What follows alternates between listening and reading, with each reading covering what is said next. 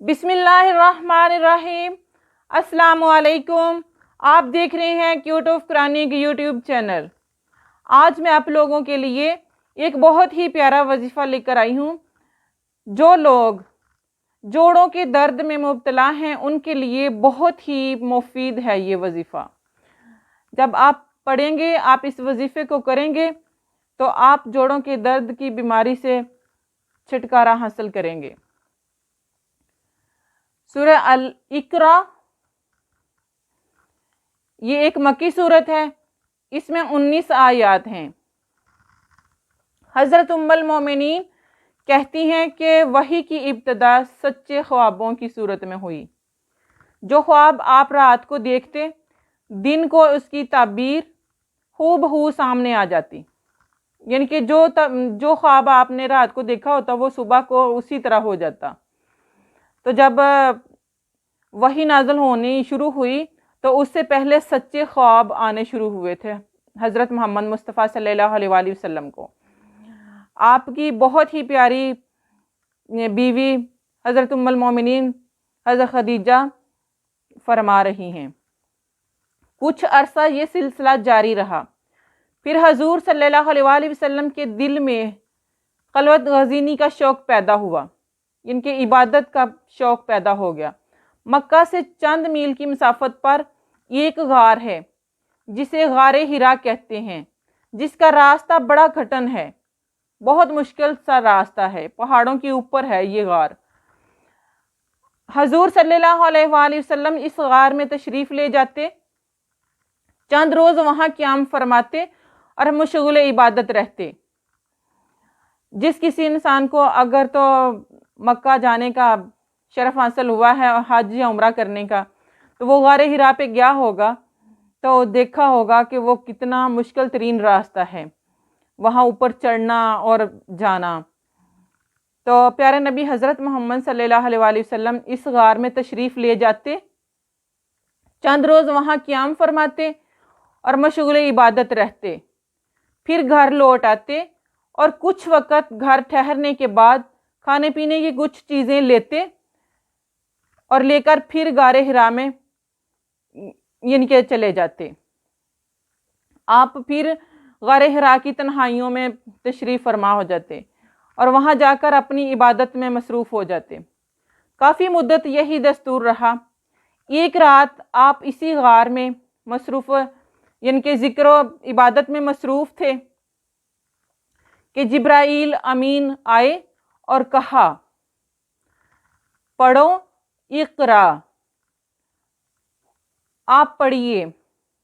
تو حضور صلی اللہ علیہ وآلہ وسلم نے فرمایا، معنا بقاری، ان کے میں نہیں پڑھ سکتا، مجھے پڑھنا نہیں آتا۔ تو جبرائیل علیہ السلام نے آپ کو سینہ سے لگا کر خوب زور سے دبایا، یعنی کہ آپ کے سینے کو اپنے سینے کے ساتھ لگا کر دبایا، جس سے آپ کو کافی تکلیف پہنچی۔ پھر جبرائیل علیہ السلام نے کہا اقرا، آپ نے بھی وہی جواب دیا پھر دوبارہ سے کہ مجھے نہیں پڑھنا آتا۔ تو حضرت جبرائیل علیہ السلام نے دوسری بار پھر سینہ سے لگا کر خوب زور سے دبایا اور کہا اقرا، کہ پڑھو۔ حضور صلی اللہ علیہ وآلہ وسلم نے پھر وہی جواب دیا۔ جبرائیل علیہ السلام نے تیسری مرتبہ پھر اسی طرح زور سے سینے سے لگا کر دبایا اور کہا اقرا باسم ربک تا معلم یا عالم۔ حضور صلی اللہ علیہ وآلہ وسلم نے یہ 5 آیتیں تلاوت فرمائی، یعنی کہ حضرت جبرائیل علیہ السلام نے جس طرح پڑھی تو پیارے نبی محمد مصطفیٰ صلی اللہ علیہ وآلہ وسلم نے اسی طرح پیچھے 5 آیات تلاوت فرمائی۔ اس ناگہانی واقعہ سے حضور صلی اللہ علیہ وآلہ وسلم پر خوف طاری ہو گیا، آپ بڑے پریشان ہو گئے، گھر لوٹے، دہشت سے دل کانپ رہا تھا۔ حضرت خدیجہ رضی اللہ تعالی عنہا کو فرمایا کہ مجھ پر کپڑا ڈال دو، مجھ پر کپڑا ڈال دو۔ انہوں نے کپڑا ڈال دیا، یعنی کہ آپ صلی اللہ علیہ وآلہ وسلم بار بار حضرت خدیجہ رضی اللہ تعالیٰ عنہ سے کہہ رہے ہیں کہ میرے اوپر کپڑا ڈال دو، کپکپی طاری تھی آپ صلی اللہ علیہ وآلہ وسلم پر، تو حضرت خدیجہ نے جلدی کے ساتھ آپ صلی اللہ علیہ وآلہ وسلم کے اوپر کپڑا ڈال دیا۔ جب دہشت سراسر ان کی دور ہو گئی، ان کے خوف تھوڑا کم ہوا، تو حضرت خدیجہ رضی اللہ تعالیٰ عنہ نے آپ صلی اللہ علیہ وآلہ وسلم سے پوچھا، تو آپ صلی اللہ علیہ وآلہ وسلم نے سارا واقعہ حضرت خدیجہ رضی اللہ تعالیٰ عنہ سے بیان کیا اور فرمایا مجھے تو اپنی جان کا اندیشہ ہے۔ آپ کی دانشمندانہ رفیقہ حیات نے تسلی دیتے ہوئے جواباً عرض کیا کہ یہ اندیشہ آپ ہرگز نہ کریں، کہ آپ اتنے زیادہ پریشان تھے، آپ اتنے زیادہ ان کے الجھے ہوئے تھے، خوف زدہ تھے کہ حضرت خدیجہ کے ساتھ اپنی ساری سچویشن شیئر کر رہے ہیں۔ بے خدا آپ کو اللہ تعالیٰ کبھی رسوا نہیں کرے۔ ان کے حضرت خدیجہ آپ صلی اللہ علیہ وآلہ وسلم کو تسلی دیتے ہوئے کہہ رہی ہیں کہ اللہ تعالیٰ آپ کو کبھی رسوا نہیں کرے گا۔ صلہ رحمی آپ کا شیوا ہے کہ آپ اتنی صلہ رحمی سے رہتے ہیں ہر کسی کے ساتھ، تو لوگوں کا بوجھ آپ برداشت کرتے ہیں، ناداروں کی امداد کرتے ہیں، مہمان کی خاطر تواضع آپ کا شعار ہے، مصیبت کے وقت لوگوں کی امداد کرنا آپ کا طریقہ ہے۔ پھر حضرت خدیجہ رضی اللہ تعالیٰ عنہ آپ کو اپنے ہمراہ ورقہ بن نوفل کے پاس لے گئی، جو ان کا چچا زاد بھائی تھا اور زمانہ جاہلیت میں عیسائی مذہب اختیار کر چکا تھا اور انجیل کو عبرانی زبان میں سے عربی زبان میں بھی لکھا کرتا تھا۔ اب وہ بہت بوڑھا ہو چکا تھا اور بینائی جاتی رہی تھی۔ حضرت خدیجہ رضی اللہ تعالیٰ عنہ نے ورقہ بن نوفل سے کہا، اے میرے چچا کے بیٹے، ذرا اپنے بھتیجے کی بات سنو، ان کے حضرت محمد مصطفیٰ صلی اللہ علیہ وآلہ وسلم کی بات سنو۔ تو ورقہ نے کہا بتائیے۔ آپ نے کہا حضور علیہ السلام نے سارا ماجرا کہہ سنایا۔ ورقہ نے یہ سن کر کہا کہ آپ پر وہی ناموس، یعنی کہ وہی لانے والا فرشتہ نازل ہوا ہے جو موسیٰ علیہ السلام پر نازل ہوا تھا، ان کے موسیٰ علیہ السلام پر نازل ہوا کرتا تھا۔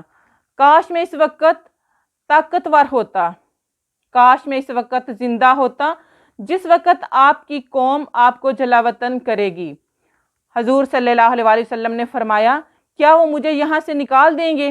ورقہ نے کہا، بے شک، جو بھی وہ چیز لے کر آیا جو آپ لے کر آئے ہیں، تو اسے اذیت دی گئی۔ اگر اس وقت میں زندہ ہوا تو آپ کی بھرپور امداد کروں گا۔ اس کے بعد ورقہ جلد انتقال کر گئے۔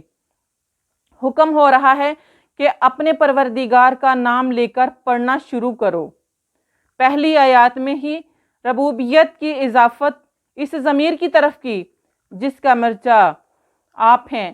اس میں جو لطف ہے وہ اہل ذوق پر مخفی نہیں، جس سے یہ حقیقت بھی واضح ہو جاتی ہے کہ بعثت سے پہلے بھی حضور صلی اللہ علیہ وآلہ وسلم کو اپنے رب کا عرفان حاصل تھا، اسی لیے تو یہ کلمات استعمال ہوئے۔ اگر عرفان نصیب نہ ہوتا تو پہلے رب کی پہچان کرائی جاتی، اس کے بعد اس کا نام لے کر پڑھنے کا حکم دیا جاتا، تاکہ جو کائنات کی ہر چھوٹی بڑی چیز کا پیدا کرنے والا ہے، یہاں خالقہ کا مفعول کل شیء محذوف ہے۔ آیت نمبر 2، انسان کیونکہ اللہ تعالیٰ کی صفت تخلیق کا شاہکار ہے، اس لیے خصوصیات سے اس کا ذکر فرمایا۔ ساتھ ہی یہ بھی بتا دیا کہ انسان کی آفریشن کی ابتدا جمے ہوئے خون کے لوتھڑے سے کی گئی، ایک حقیر لوتھڑے سے اس سراپا کمال و جمال انسان کا پیدا کرنا اس کی شان کبریائی اور عظمت کی روشن دلیل ہے۔ نیز انسان کو بھی اس کی حقیقت سے آگاہ کر دیا تاکہ وہ گھمنڈ اور غرور کا شکار ہو کر اپنے خالق کا انکار اور اس کے احکام سے سرتابی نہ شروع کر دے۔ آیت نمبر 3، حضور صلی اللہ علیہ وآلہ وسلم نے جبریل کو 3 بار جواب دیا کہ ما انا بقاری۔ آخر میں جبریل نے عرض کی کہ اقرا باسم ربک الذی خلق، کہ آپ پڑھیے اور یہ فکر نہ کیجئے کہ میں جب پڑھنا نہیں جانتا تو کیوں کر پڑھوں، یہ کوئی عذر نہیں، آپ خود تو نہیں پڑھ رہے، آپ اپنے رب کا نام لے کر پڑھ رہے ہیں، اور اس کی شان کریمی کا کون اندازہ لگا سکتا ہے؟ جب وہ پڑھنے کا حکم دے اور آپ اس کا نام لے کر پڑھنا شروع کریں تو پھر آپ کو علوم و معارف سے سیراب کر دینا اس کا کام ہے۔ کریم کی بجائے اکرم فرمایا، یا تو یہ ربکا کی خبر ہے یا اس کی صفت، کریم کے بجائے اکرم فرمایا تاکہ مزید مبالغہ ہو، یعنی کہ اکرم میں کریم سے بھی زیادہ مبالغہ ہے، اور اکرم اس کو کہتے ہیں جو بلا غرض انعام کرے اور اتنا دے جسے کم و کیف کا شمار نہ ہو سکے۔ آیت نمبر 4 میں ہے، اس کی شان کریمی کا ایک جلوہ یہ ہے کہ اس نے قلم کو تعلیم کا واسطہ بنا دیا۔ علم کی نشر و اشاعت میں قلم کا جو حصہ ہے وہ محتاج بیان نہیں۔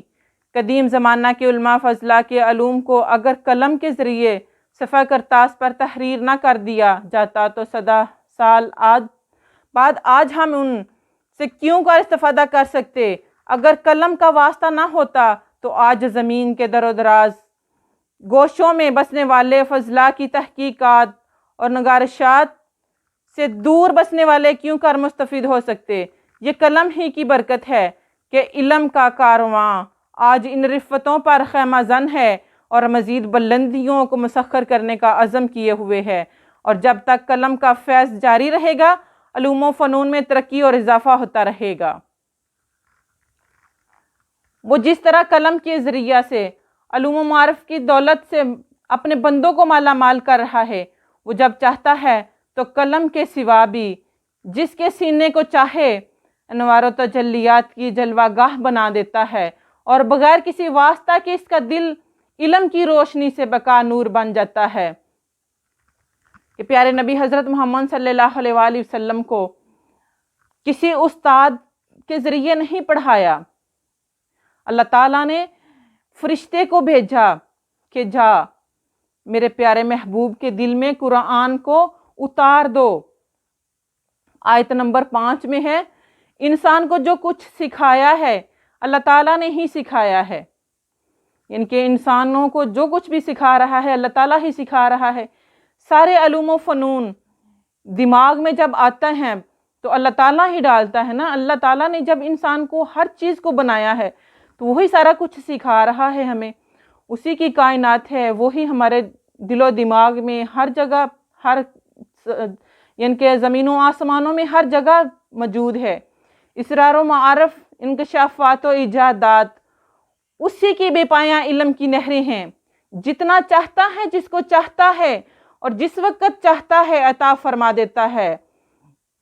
ابو البشر آدم علیہ السلام کو علم اللہ سمام اسی نے تعلیم کیا، انبیاء کرام کے سینوں کو رشد و ہدایت کے نور سے اسی نے منور کیا۔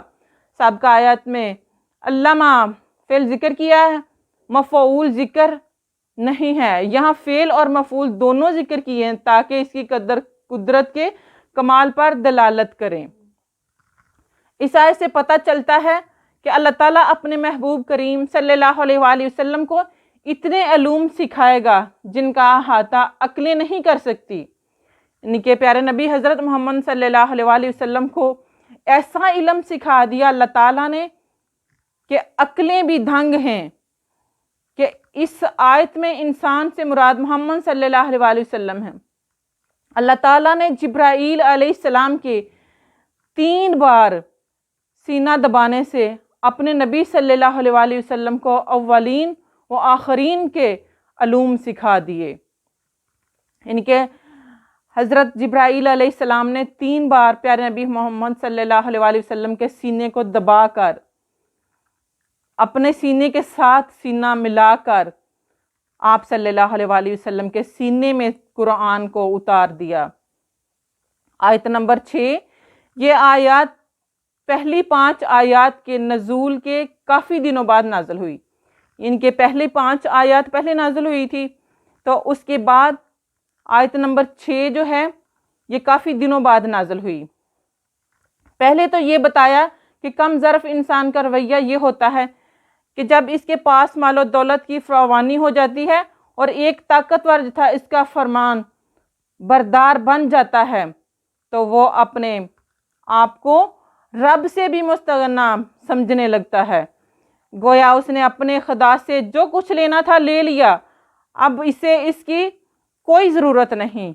और जब उसकी ये कैफियत हो जाती है तो वो सरकशी इख्तियार करता है, ना उसे अल्लाह ताला के किसी फरमान की परवाह होती है और ना उससे के भेजे हुए रसूल के इरशादात को वो काबिल इतना समझता है। जो इसके जी में आता है कर गुजरता है। हालांकि हकीकत ये है कि अगर दुनिया भर की दौलत भी वो जमा कर ले तो फिर भी वो इस बेबस इंसान, यानी कि एक बेबस इंसान ही है ना। जितनी मर्जी दौलतें इकट्ठी कर ले, जितना मर्जी अमीर बन जाए, जितना मर्जी ताकतवर बन जाए, अल्लाह ताला के सामने तो वो बेबस इंसान है। अल्लाह ताला के सामने तो वो कुछ भी नहीं कर सकता। अल्लाह ताला के सामने तो वो ज़ीरो है। लेकिन अल्लाह ताला का जो हुक्म होना होता है, अल्लाह ताला जो करना चाहता है वो कर गुजरता है। जब उसकी मौत का वक़्त आएगा तो फरिश्ता अजल इसकी अकड़ी हुई गर्दन मरोड़ कर रख देगा और आखिरकार उसे इसके परवरदिगार के दरबार में जवाबदेही के लिए पेश होना पड़ेगा कि अल्लाह ताला के सामने इंसान कुछ भी नहीं है कि उसको जिस तरह चाहे गर्दन से मरोड़ कर ख़त्म कर दे। अल्लाह ताला इख्तियार रखता है, अल्लाह ताला के इख्तियार में है। इस वक्त इसको अपनी नातवानी और बेनवाही का एहसास होगा। आयत नंबर 7 में है, इसमें एक ख़ास वाक़या की तरफ इशारा है। हज़रत अबू हुरैरा रज़ी अल्लाह ताला अन्हो कहते हैं कि अबू जहल ने लात व अज़्ज़ा की कसम खाकर कहा कि अगर उसने फिर हजूर सल्लल्लाहु अलैहि वसल्लम को नमाज पढ़ते हुए देखा तो वो हजूर सल्लल्लाहु अलैहि वसल्लम की गर्दन को रोन देगा, नाउज़ बिल्लाह, और आपके मुंह को खाक आलूदा कर देगा। एक दिन उसने हजूर सल्लल्लाहु अलैहि वसल्लम को नमाज पढ़ते हुए देखा तो आगे बढ़ा ताकि अपनी कसम पूरी करे। जब उस बुरी नीयत से डग भरते हुए नज़दीक पहुंचा तो लोगों ने देखा कि वो पीछे हट रहा है और अपने हाथों से किसी चीज़ को परे हटाने की कोशिश कर रहा है। पूछा क्या हुआ, क्यों पीछे हट आए? कहने लगा जब मैं नज़दीक हुआ तो मुझे उसके दरमियान और अपने दरमियान एक खंदक दिखाई दी जो आग से भरी हुई है और उससे शोले उठ रहे हैं। हजूर सल्लल्लाहु अलैहि वसल्लम ने इरशाद फरमाया, अगर वो मेरे नज़दीक आने की जुर्रत करता तो फरिश्ते इसका अंग अंग जुदा कर देते। इस वक्त ये आयतें नाज़िल हुई कि वो बुरी नीयत लेकर हज़रत मोहम्मद सल्लल्लाहु अलैहि वसल्लम की तरफ जा रहा था तो अल्लाह ताला ने फरिश्तों को भेज दिया कि जाओ मेरे महबूब की हिफाजत कर लो। आयत नंबर 8, अगर अबू जहल हदायत कबूल कर लेता और लोगों को भी तलकीन करता कि वह तकवा इख्तियार करें तो उसके लिए कितना अच्छा होता। अब जब उसने ऐसा नहीं किया बल्कि मेरे नबी करीम सल्लल्लाहु अलैहि वसल्लम की तकज़ीब की और उसकी अतात व फरमा बरदारी से रूगर्दानी कर ली तो क्या अब वो अज़ाब इलाही से बच सकता है? नहीं, वो नहीं बच सकता। क्या वो नहीं जानता कि उसके सारे करतूतों को अल्लाह ताला देख रहा है और इसका ये तरीका है कि इस कसम के नाअंजार मुजरमों की वो बड़े शदीद अज़ाब में मुब्तला कर देता है।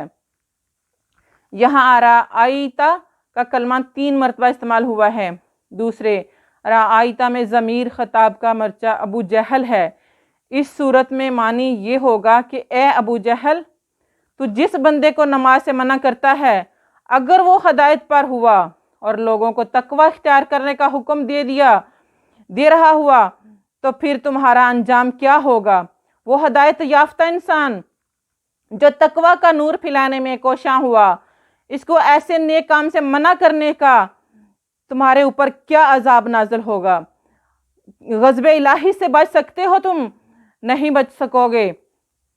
आयत नंबर 9, हज़रत इब्ने अब्बास रज़ी अल्लाह ताला अन्हु से मरवी है कि हुज़ूर सल्लल्लाहु अलैहि वसल्लम एक रोज़ मकाम इब्राहिम पर नमाज अदा कर रहे थे कि अबू जहल का वहाँ से गुज़र ہوا اور گستاخانہ لہجے میں ذکر کرنے لگا، کہنے لگا کہ میں نے تمہیں نماز پڑھنے سے روکا نہیں، تم پھر وہی کام کر رہے ہو۔ حضور علیہ الصلوۃ والسلام نے اسے بڑا کڑوا کسیلا جواب دیا۔ ابو جہل بولا، اے محمد صلی اللہ علیہ وآلہ وسلم، تم مجھے کیوں کر دھمکی دے سکتے ہو؟ اوان انصار کی جتنی جمعیت میرے پاس ہے، بتاہن کی ساری وادی میں اور کسی رئیس کے پاس نہیں، ایک آواز دوں تو ساری وادی میں تل رکھنے کے برابر بھی جگہ نہ رہے۔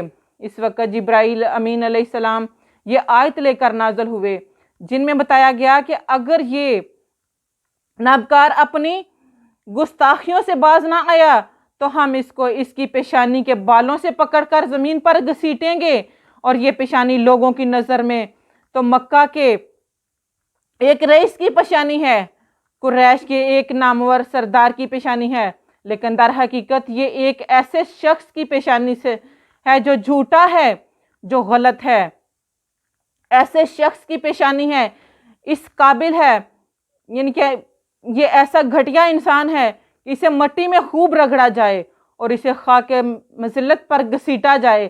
اگر وہ اپنے ہم نشین دوستوں اور مددگاروں کو بلائے گا تو ہم جہنم کے فرشتوں کو حکم دیں گے کہ ان نابکاروں کی اور اس کے اوان و انصار کی تکابوٹی کر دیں۔ عذاب کے فرشتوں، زبانیہ سے مراد ہیں عذاب کے فرشتے، یعنی کہ عذاب کے فرشتوں کو کہتے ہیں۔ اس کا اصل معنی پولیس ہے جو افسروں کی اعانت پر مقرر ہوتی ہے۔ ملائکہ عذاب کو زبانیہ، یعنی کہ زبانیہ اس طرح کہیں گے، زبانیہ کہتے ہیں یعنی کہ فرشتوں کو جو عذاب دینے والے ہوتے ہیں، یعنی کہ عذاب میں مبتلا کرنے والوں کو، عذاب میں مبتلا کرنے والے فرشتے جو عذاب کے لیے یعنی کہ عذاب میں مبتلا کرتے ہیں لوگوں کو، کہ وہ مجرموں کو دھکے دے کر جہنم میں پھینکیں گے۔ یعنی کہ جو مجرم ہوں گے، جنہوں نے حضور صلی اللہ علیہ وآلہ وسلم کے ساتھ گستاخیاں کی ہوں گی، ان کو دھکے دے کر جہنم میں پھینکیں گے۔ لا نصف ان، اصل کی لا نصف ان ہے، یعنی کہ جو مضارع جمع متکلم کے آخر میں نون تاکید خفیفہ ہے، لیکن قرآن کے رسم الخط کا اتباع کرتے ہوئے اسے لا نصف ان کی صورت میں لکھا گیا ہے۔ آگ اور دھوپ کی وجہ سے جب کسی کے چہرے کی رنگت سیاہی مائل ہو جائے تو پیشانی پر جو بال ہوتے ہیں انہیں ناسیہ کہتے ہیں، یعنی ہم اسے پیشانی کے بالوں سے پکڑ کر اس کے منہ پر تھپڑ رسید کریں گے اور اسے گھسیٹتے ہوئے جہنم میں پھینک دیں گے۔ ناسیہ کا معنی پیشانی کے بال ہیں، لیکن اس سے مراد پورا شخص بھی ہوا کرتا ہے، یعنی کہ پورا شخص بھی ہو سکتا ہے۔ پیشانی کے بال یعنی کہ انسان ہے نا، تو انسان کے پیشانی کے بال ہی ہوئے نا۔ تو اس صورت میں کاذباتن خاطئاتن کا معنی یہ ہوگا کہ یہ نانجار سراسر جھوٹا اور خطا کار ہے۔ نادیہ اہل مجلسی و عشیراتا، یعنی انسان کے ہم نشین اور اس کے قبیلہ والوں کو نادیہ کہتے ہیں۔ زبانیات یہ جمع ہے، اس کے واحد کے بارے میں کئی اقوال ہیں۔ عیسائی کا قول ہے کہ اس کا واحد زبینیون ہے۔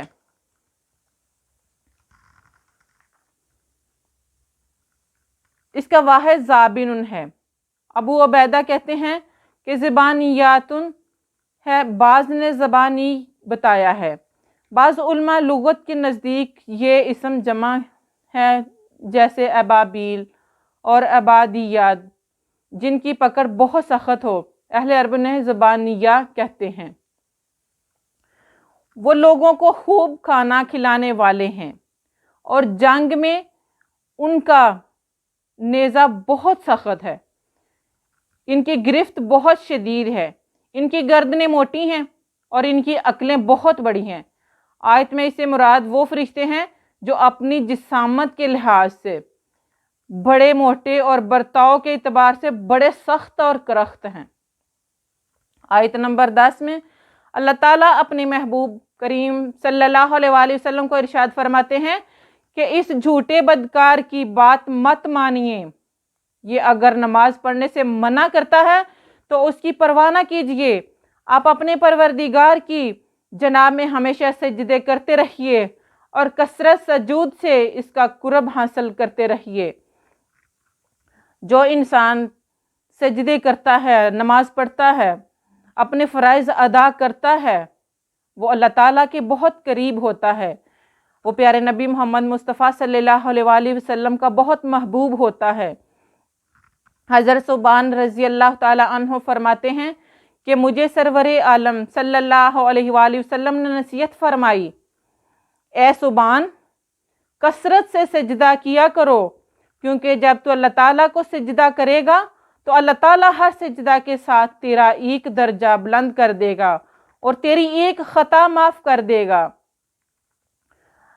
حضرت ابو ہریرہ رضی اللہ تعالیٰ عنہ سے مروی ہے کہ حضور علیہ السلام نے ارشاد فرمایا کہ بندہ اپنے رب کے نزدیک سب سے زیادہ قریب اس وقت ہوتا ہے جب وہ سجدہ کر رہا ہوتا ہے، یعنی کہ جب وہ سجدے کی حالت میں ہوتا ہے تو اللہ تعالیٰ کے بہت قریب ہوتا ہے وہ انسان۔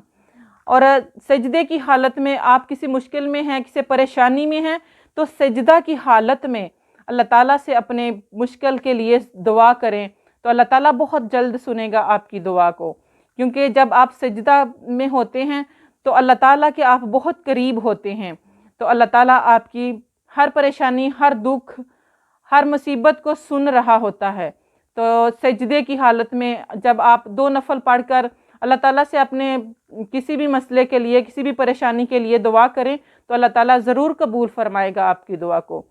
صحیح مسلم میں حضرت ابو ہریرہ رضی اللہ تعالیٰ عنہ سے ہے کہ نبی کریم صلی اللہ علیہ وآلہ وسلم نے جب یہ آیت پڑھتے تو سجدہ تلاوت ادا فرماتے، یعنی کہ آپ صلی اللہ علیہ وآلہ وسلم جب بھی پڑھ رہے ہوتے تو سجدے میں تلاوت فرماتے۔ جوڑوں کے درد کے لیے جو وظیفہ میں آپ کو بتاؤں گی وہ آپ نے کس طرح پڑھنا ہے۔ آپ نے سب سے پہلے تو صدقہ لازمی کرنا ہے۔ کوئی بھی آپ وظیفہ پڑھتے ہیں، کچھ بھی عمل کرتے ہیں تو اس کے لیے یعنی کہ صدقہ لازمی کیا کریں۔ جوڑوں کے درد کے لیے آپ نے سورت کو پڑھنا ہے، یعنی کہ سورت فجر کے بعد آپ نے، فجر کی نماز کے بعد سورج نکلنے سے پہلے آپ نے 7 بار اس سورت کو پڑھنا ہے، یعنی کہ سورہ اقرا کو 7 بار آپ نے پڑھنا ہے۔ پھر سجدہ کرنا ہے، یعنی کہ سجدے میں سر رکھ کر آپ نے پڑھنا ہے حسبی اللہ ونعم المولا ونعم النصیر۔ اس کو آپ نے 7 بار پڑھنا ہے، یعنی کہ 7 بار پہلے آپ سورت اقرا پڑھیں گے اول و آخر درود شریف کے ساتھ۔ اس کے بعد آپ نے 7 بار پڑھنا ہے اس آیت کو حسبی اللہ ونعم المولا ونعم النصیر۔ تو 7 بار اس کو پڑھ کر آپ نے اللہ تعالیٰ سے سجدے میں دعا کرنی ہے اور اپنے جوڑوں کے درد کے لیے اللہ تعالیٰ سے التجا کرنی ہے کہ اللہ تعالیٰ آپ کو شفا عطا فرمائے۔ تو انشاءاللہ اس وظیفے کی برکت سے آپ کو بہت جلد اللہ تعالیٰ شفا دے گا، آپ کا درد ختم ہو جائے گا۔ آپ اس کو مسلسل کرتے رہیں، 7 دن پڑھیں گے تو انشاءاللہ آپ کا درد ختم ہو جائے گا۔ لیکن آپ وقتاً فوقتاً اس کو پڑھتے رہا کریں تو انشاءاللہ اس وظیفے کی برکت سے آپ کی یہ بیماری آپ سے دور ہو جائے گی۔ تو آپ اس کو لازمی کریں، اس وظیفے کو۔